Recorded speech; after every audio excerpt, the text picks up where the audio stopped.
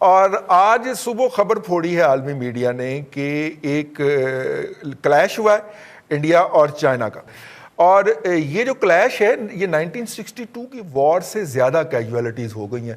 اس وقت اتنی کیجویلٹیز نہیں ہوئی تھیں، اس وقت تو خیر ایسا کلیش ہوا بھی نہیں تھا، لیکن یہ والا کلیش جو ہے اب ایک پہلا ہلاکت کہی جا رہی ہے 48 سال کے بعد اس فرنٹ کے اوپر. اس کے اوپر بات کریں گے. بھٹی صاحب، اسلام آباد کیسے دیکھ رہا ہے اس کو؟ دیکھیں رضوان صاحب، یہ جب مودی کی بات ہوتی ہے اور مختلف اسٹیبلشمنٹ کے اندر اور اجیت دیول سے لے کر جو ہے وہ وپن راوت تک، تو ہم تھوڑے سے جذباتی ہو جاتے ہیں. یہ ایسا نہیں ہے کہ یہ اسٹریٹجک کوئی انہوں نے ڈیسیجن لے لیا اچانک اور یہ وہ. دیکھیں یہ پچھلے سال یہاں پہ ناردرن ان کا جو ہیڈ کوارٹر ہے اس کے اندر میٹنگز ہوتی ہیں جس میں 2 بڑی انٹیلیجنس ایجنسیز کے جو ہے وہ چیف آتے ہیں. وہاں پہ جو ہے منصوبہ بنتا ہے جہاں سے جو ہے وہ چائنا اور ایون کے بعد پاکستان کے شمالی علاقہ جات کے اوپر اٹیک کا انہوں نے پلان کیا جو ڈائیورٹ ہو گیا. تو فائنلی یہ لداخ کا جو واقعہ ہے جو چین نے آگے بڑھا ہے، ان کے جو سٹرکچرز ہیں اس کو بیس بنا کے انہوں نے ان کا علاقہ کیپچر کیا، جس کو یہ اب واپس لینا چاہتے تھے. دونوں طرف ویسے ہلاکتے ہیں.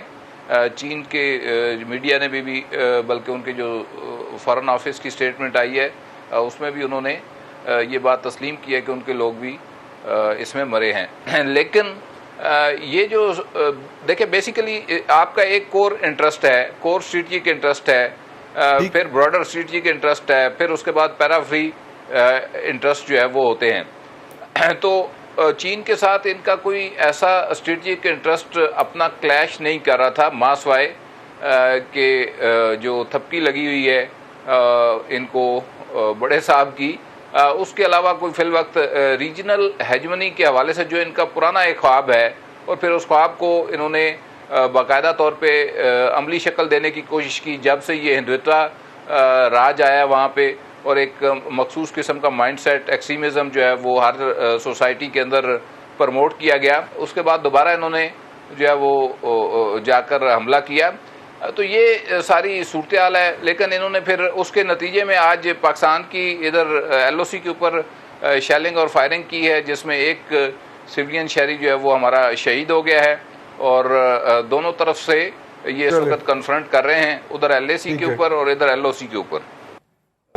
دیکھیں India is a very smart player, یہ آپ کو ماننا پڑے گا. اور انڈین گورنمنٹ جو ہے وہ کوئی بھی سیاسی جماعت آ جائے وہ ساری نیشنلسٹ ہیں، اور بندے ماترم کا جو فلسفی ہے کہ یہ دھرتی ہماری ماں ہے، اس کو کوئی نہیں چھین، سارے اسی پہ کام کرتے ہیں.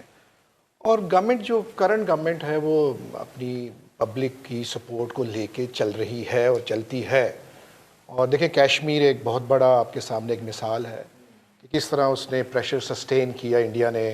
It is over more than 300 days now, اور دنیا بھر کا پریشر جو ہے وہ وہاں پہ جو ہو رہا ہے، لیکن انڈیا اپنی پالیسی سے ٹچ سے مس نہ ہوا.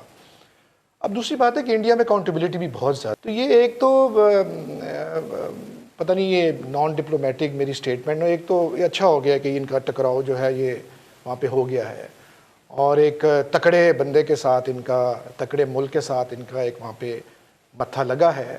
اور ایک ریجنل کہہ لیں پاکستان، ایک سوال اٹھتا ہے کہ پاکستان کی اب کیا پالیسی ہونی چاہیے اس میں. 62 والی ہونی چاہیے جی، ہمیں امریکہ جانا چاہیے، ٹرمپ سے پوچھنا چاہیے جی کہ جی چائنا کو مار پڑ رہی ہے ساڑھے واسطے کیوں؟ ہمارے پاس تو دیکھیں چائنا ہمارا ساتھی ہے، وہ جو جٹ کی جو مثال ہوتی ہے، ہم تو اپنے ساتھی کے ساتھ کھڑے ہوں گے یہاں. اور اس سچویشن کو اپرچونٹی بھی ہو سکتی ہے اس سارے ریجن کے لیے. اب دیکھنا یہ ہے کہ انٹرنیشنل پلیئرز اس میں امریکہ بہادر جو ہے وہ کس طرح اس کو پلے کرتا ہے. اور انڈیا کی اپنی لابی بڑی اسٹرانگ ہے، یہ آپ کو ماننا پڑے گا. ان کی لیکن آپ اس بات کو تو نمبر دیں، جیسے محمل نے بھی بات کی ہے کہ انڈیا کے اندر اگر پرو وارس ایک لابی ایگزسٹ کرتی ہے تو وہاں پہ اینٹی وار لابی بھی بہت اسٹرانگ ہے، میڈیا اسٹرانگ ہے اور لیکن اس کے باوجود ان کا میڈیا جو ہے وہ خالص پروفیشنل بنیاد کے اوپر اس کو کرٹیسائز بھی کرتا ہے اور ایکسپوز بھی کرتا ہے.